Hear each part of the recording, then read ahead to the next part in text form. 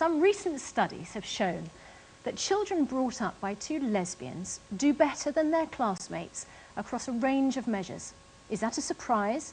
And where does it leave dads? The Reverend Sharon Ferguson says this should make us stop and think. She's head of the lesbian and gay Christian movement. She's also been a foster mum. Here's her Sunday stand.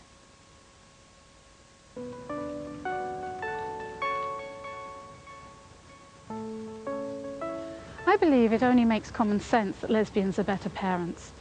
We know that children flourish most when they are brought up in a loving and stable environment.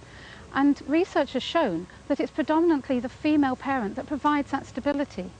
At the risk of stereotyping as well, we know that women are also socialised to be the main caregivers. So if you have two women bringing up children, it's just common sense that you're going to get double the dose of that love and stability that is so important. And common sense has been backed up by scientific research. The research has clearly shown that children brought up by two women have fewer behavioural problems, they have fewer psychological problems, and their self-confidence and their self-esteem is much higher.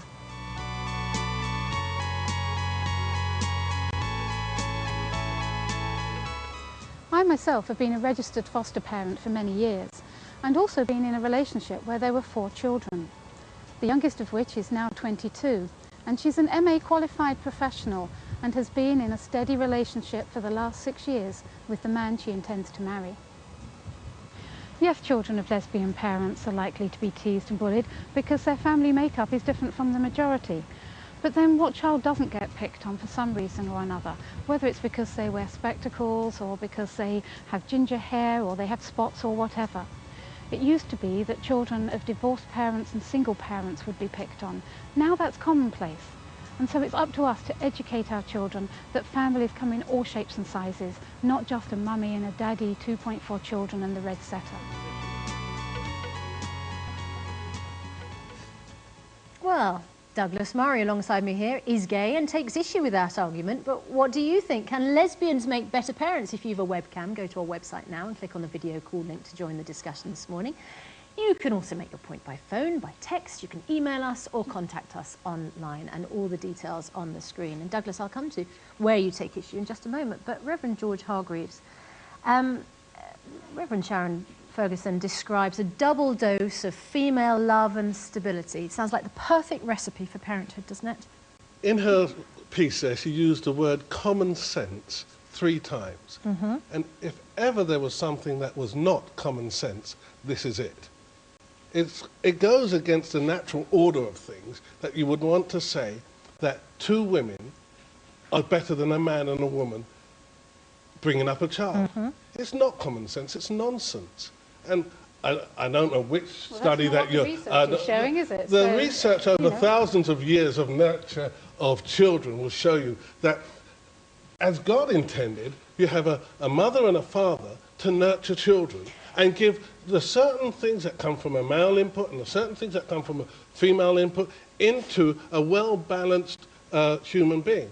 No, that's not to say that in cases where there are a male and a female for one reason or another, and there could be other reasons apart from sexual preferences for that a child comes out okay. But you can't say it's common sense. Okay, and I'll let Reverend Sharon Ferguson answer that in just a moment. I just want to find out what Douglas Murray thinks as well. I suppose two things. One is the first thing is I suspect that evidence that shows that you cite might be slightly, as it were, warped by the following, which is that in my observation, gay couples who have children, adopt children, are, as it were, well, let's not be too anatomical, but you don't suddenly discover if you're a gay couple that one of you is pregnant. You don't there's not an accidental pregnancy, as it were.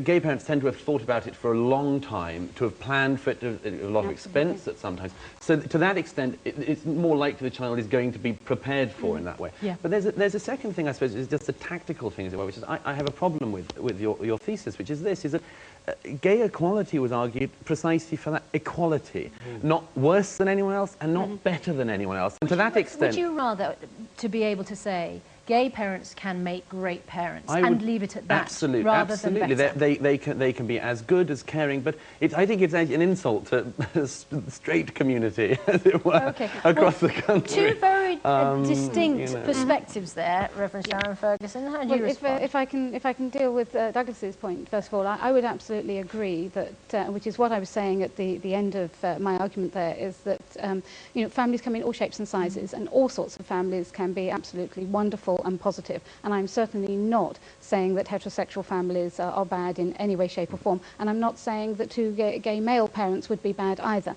Unfortunately, but you are saying that two lesbians are better than everything what I'm else. saying is that the research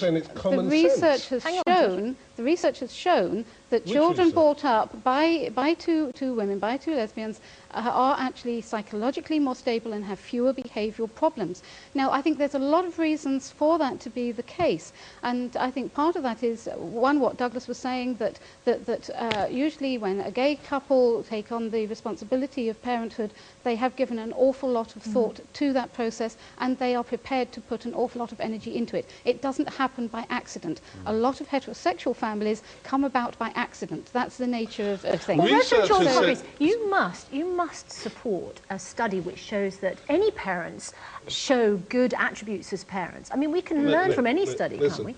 Firstly, there are studies that counter this study, which presumably is the one that was done for Stonewall, and that's a clue for you that there's an agenda there. I think Douglas makes... Well, this study wasn't done for Stonewall. This study wasn't done for Stonewall. This study wasn't done for Stonewall. This is totally independent research. Douglas makes exactly the point that I would want to make.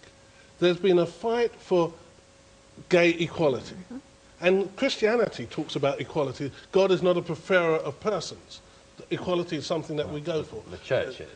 Yes. I'm talking about Christianity as I know it, and I'm a theologian and an anthropologist, so from an anthropological standpoint, I can tell you that what you're saying is nonsense. But what I'm trying to say here is that it's one thing going for equality. The next thing is to be saying that we're superior in some way, and that's simply not... We're not saying that we're superior. No, we're not saying that we're superior at all. In your piece, you said it's common sense that two lesbians will make better parents, they'll come out with better outcomes. It's not common sense. Is it not common sense that a baby that is planned and wanted might have a better upbringing than a baby that's not? I can agree with that totally. Well, then that's one of the things that Sharon said. There's a more important thing to be argued here. Answer the question. Are you suggesting that heterosexuals don't have planned and wanted babies? No. The point. That's not the point. The point is simply that in every case, a gay adoption or parenthood is going to be planned. You're simply saying that it's not planned in every single heterosexual case, and that's the point you'd at least admit. Well, I wouldn't buy the idea that in every case, even if it was planned because of the reasons that you've said, that they've decided they're going to do the IVF or so on and so forth, that by the time the baby arrives, that dynamic is still working through the whole nurturing experience. Reverend Sharon Ferguson, I can imagine lots of parents at home of unplanned, unwanted children would argue they are just as good a parents as well. When they learn the research is not saying that that's not the case. What they are saying is because so much research and so much rubbish has been thrown out to say that children can only be brought up healthily in an opposite gendered parenting situation. And what this research is showing is that is not the case. But my main point here is the fact that we shouldn't actually even be discussing whether or not lesbians make better parents. What we should be actually discussing is what is it about that lesbian relationship, about their parenting, that is different, that is making them better parents, that is causing those children to actually be more stable, so that we can then all parents can actually adopt that type of parenting, so all our children can benefit. Let's speak to Sarah Garrett, who is a lesbian and is a mum. Does your sexuality, Sarah, make you a better parent? I think it's like the confusion is, I wouldn't say lesbians are better parents. I don't want to undermine all the great parents out there who, bring their kids into loving households. What I would say is, lesbians are on a par, and I think the problem is society's point of view is, although it's changing and like how divorced single parents have become more normal now, I think sections of society are starting to view lesbian mums as becoming more the norm, and they're seeing it's more visible, so there's, less hostility. And I think that's the hardest problem that lesbians come across. I wouldn't say lesbian mums were better parents at all, because I think that's undermining all good parents out there. I would say lesbian parents actually they do think it through and they are emotionally ready and they consider having the kid, and they're just as good as other parents who bring their kids into a loving household. Anna Coulson Hislop runs Lesbians and Gays Everywhere. Anna, your mother came out as gay when you were 7 years old. Did that make her a better mum? Well, what I would say is that the quality of my mother's parenting didn't suddenly change when she came out as a lesbian, which was a couple of years after the divorce from my father. So the lesson I take from my own upbringing and from talking to other people in similar situations is that the quality of parenting is down to personality and things like that, not to gender and sexuality. And also, just to come back on the research point, all reputable research shows that kids come out all right. And there is research by, for example, discredited Paul Cameron, who's a right-wing American, deep right Christian. And yes, he also has an agenda, which would be quite against the kind of supportive research. Okay. All right, Anna, thanks very much indeed. Reverend Sharon Ferguson, if lesbians could make better parents, do we need men at all? Of course we need men, and I'm certainly not saying we shouldn't. And I think one of the things which you would find that with a lot of the lesbian parents is that they do have a lot of men as part of their wider network that are providing those male role models. And you know, if we're talking about history and anthropology, the fact of the matter is that until recently, children were brought up in extended families, that there were a number of women who were part of their upbringing, and men were often actually not around because they were working all sorts of hours, or they were off at war, or whatever the case may be. So children have been brought up predominantly by women for many, many, many years. A couple of emails on this. Steve says, surely it's the parenting skills of the parents that makes the difference, not their gender or their sexual preference. Kevin from Saltdean says, as a gay man, I feel it's important to realise that same-sex couples can make equally good parents as heterosexual couples. It's absurd they can make better parents. All couples are different and have different qualities. And Laura says, I've been brought up by a single father, and he's been the most wonderful, supportive, encouraging and loving parent anyone could wish for. I'm very emotionally secure and happy he has been a mother and father rolled into one. Frederick Clark is from Mighty Men of Valour. Frederick, do you feel sidelined in this debate? Well, I think the interest in this debate has been very interesting. What I think, though, is that most focus should be on the male sperm, because we have this campaign called Your Sperm, Your Responsibility, so that men should be encouraged to focus on their own sexual behaviour. If men focus on that, then what would happen is that this whole debate would not probably come about. I would say that if men became responsible for their sperm, then every time a child became impregnated or became conceived, what would happen is the father would then be responsible for that child. There'd be less payment on or issues on abortion, fostering, adoption. There'd be no less public spending also. So I think that if men was responsible for their sperm, what would happen is that they would be this issue about who needs to take responsibility wouldn't be an issue. The gender issue would not come out. All right. So, Reverend Sharon Ferguson, you started off by arguing lesbians can make better parents. You still stand by that?